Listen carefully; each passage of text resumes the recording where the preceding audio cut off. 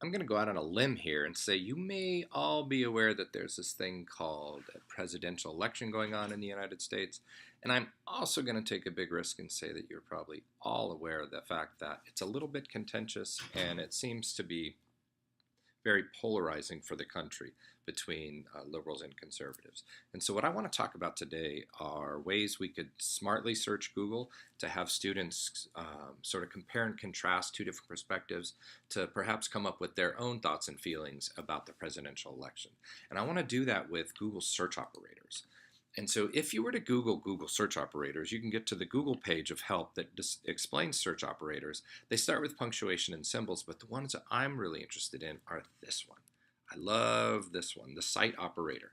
And this allows me to do two things. It allows me to narrow down my search to just a specific website, say NBC.com or NewYorkTimes.com, or it allows me to narrow my search down to a specific domain, say like a .gov or a .edu, etc. So and I can also use Boolean operators like and or to search multiple sites.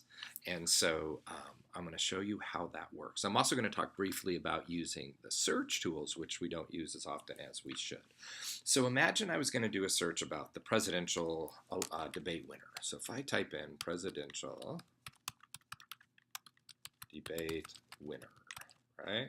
And if I hit return, I'm going to get all kinds of things popping up.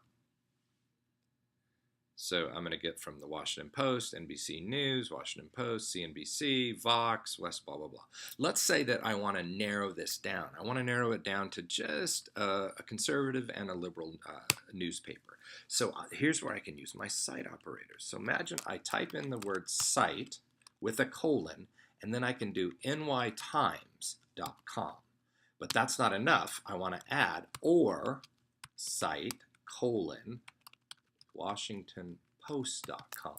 And so now when I hit return, what I should get are results from the Washington Post, Washington Post, Washington Post. I should also get them from the New York Times, Washington Post, etc.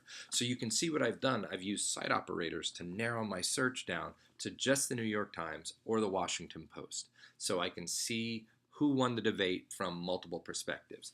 But for the sake of brevity, I want to show you some other examples. So imagine this was the original, looking up the presidential debate from New York Times or Washington Post. But the search tools, when I'm in the all search, if I click that button, I get this thing that pops up at any time. This is what I want you to see.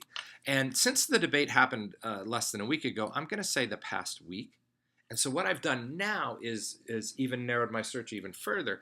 Just in the last week, what the New York Post and the Washington Times has reported about the presidential debate. I love that. So imagine this happened like a year ago. I could then also go in here and I can create a custom range. And so I could search maybe the week before and after the debate, or even, from 4 years ago. I could do that. And then I could start to see or maybe construct what the last election looked like. So this was looking at newspapers from the East Coast. Let's say that I wanted to look at websites. I could do the same thing by comparing CNN to Fox News, one liberal, one conservative there. I could also do this if I wanted to go to the site level or to the domain level. I could say, give me all sites that are EDU, so usually American universities, or sites that are UK, so I could get outside the United States and compare what the universities are saying versus what the United Kingdom is saying. And that would be all sites using the UK. Or I could say, okay, I was sharing East Coast papers. How about we do West Coast? So I could compare the LA Times to the Arizona Republic or even the San Diego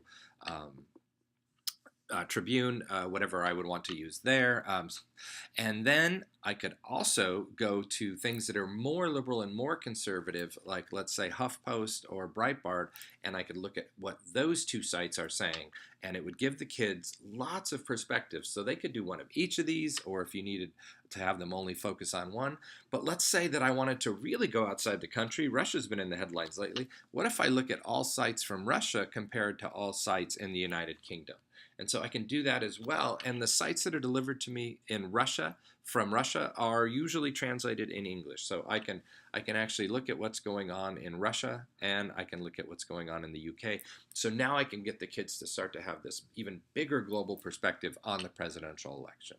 So all of this is tied to the use of site operators. It's tied to the use of Google search tools. So it's just smart ways in which you can use the internet, teach your kids to use the internet, where they can narrow their searches, search smarter, and hopefully do a better job than their parents and most of us have done over the last few years. So I hope this helps, and perhaps you might use it in your class.